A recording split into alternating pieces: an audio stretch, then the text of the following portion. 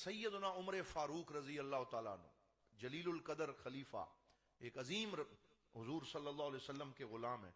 آپ کو پتہ ہے وہ مدینہ کی گلیوں میں گشت کرتے تھے اور بڑے مشہور ان کے واقعات ہیں. ایک رات کو وہ گشت کر رہے تھے، یہ ہماری ٹیکسٹ بک میں بھی واقعہ موجود ہے کہ انہوں نے دیکھا کہ ایک عورت اپنی بیٹی سے بات کر رہی اور وہ کہہ رہی ہے کہ اے بیٹی دودھ میں پانی ملا دو، دودھ میں پانی ملا دو. تو بیٹی کہہ رہی ہے کہ امی جان میں کیوں پانی ملاؤں، ہمارے خلیفہ حضرت عمر نے ہمیں ایسا کرنے سے منع فرمایا.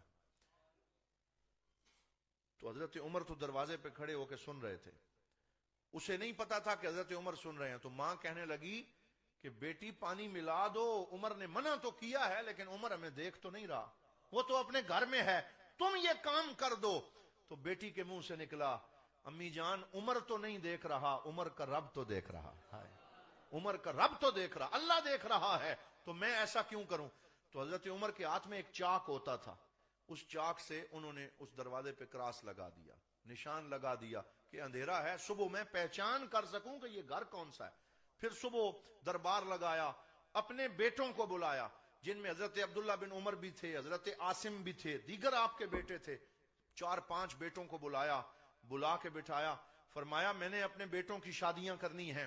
ہر باپ اپنے بیٹوں کے لیے رشتہ دیکھتا ہے، مجھے ایک بڑا اچھا رشتہ اپنے بیٹے کے لیے ملا ہے، اگر تم میں سے کوئی راضی ہو تو میں اس کی شادی کرنا چاہتا ہوں.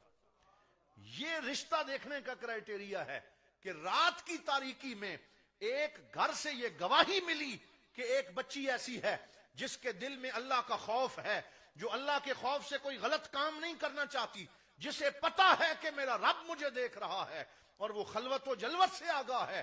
تو حضرت عمر نے نشان لگا دیا، فرمایا یہ رشتہ دیکھنے کا کرائٹیریا ہے کہ وہ بچی جس کے دل میں خوف خدا ہے، جسے حضور کی غلامی کا پاس ہے، کون اس سے شادی کرے گا.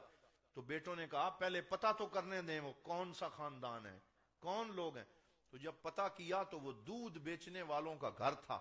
تو ایک بیٹے نے کہا آپ امیر المومنین ہیں، وہ دودھ بیچنے والا بندہ ہے، کف نہیں بنتے، آپس میں میل نہیں بنتا، آپ کیسے رشتہ کر رہے ہیں.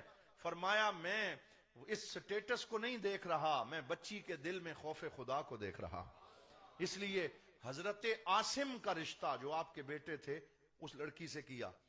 اللہ تعالیٰ نے تقوی کی بنیاد پہ ہونے والے رشتے میں کیا برکت ڈالی کہ حضرت عاصم اور اس بچی کا نکاح ہوا تو ایک بچی اللہ نے ان کو عطا فرمائی، اور اس بچی کے بیٹے کا نام حضرت عمر بن عبدالعزیز ہے. یعنی حضرت عمر بن عبدالعزیز جنہیں عمر ثانی کہا جاتا ہے، وہ کس کی نسل میں پیدا ہوئے؟ وہ نکاح جو تقوی کی بنیاد پہ ہوا، جو اللہ کی رضا کی بنیاد پہ ہوا.